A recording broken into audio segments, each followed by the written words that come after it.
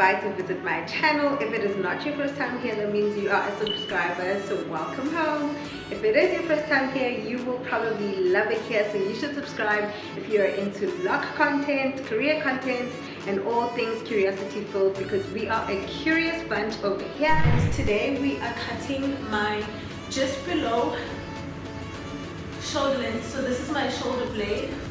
So yeah, almost at my elbow. My locks are almost at my elbows. So we are cutting my hair into a layered bob, where when I bring it to the front, they will be the same length, but when I take it to the back, it's going to be layered. It's taken me quite a while to actually cut my hair because I was just having, you know, all sorts of feelings about cutting the hair. I was thinking I would just cut it all off, but we're not doing that. So let's get started. Let me show you what we're going to need. But you know what, before we cut the hair, can I show you how long it is now?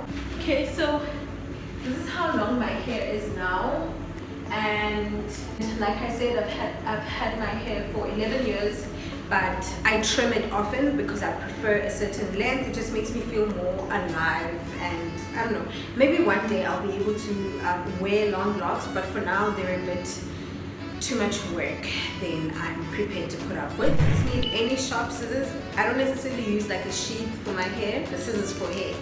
I don't use that because and I don't know if it makes a difference. We need wool or yarn because we want to measure the locks to be the same length when it's in front, and then when it goes to the back it can be layered. Another thing that you're going to need is hair ties, or these homemade ones with wool. Resourceful girls. Step number one, we're going to measure the locks. Like, I'm going to basically pick the length that I want.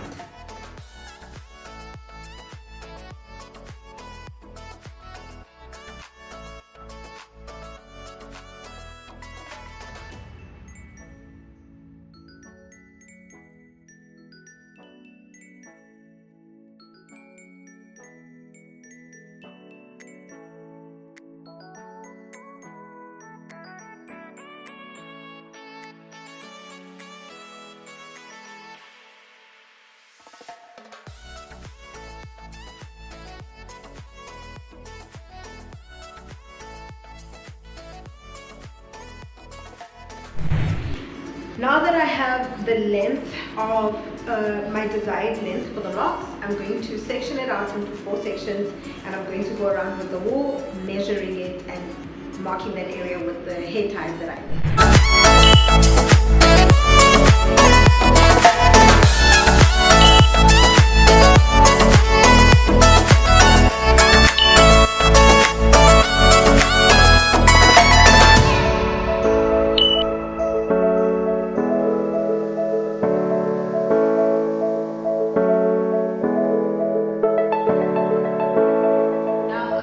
Take this strand of wool, the one that I've already measured, which is the desired length of my locks, and I'm going to go into every section and basically measure that.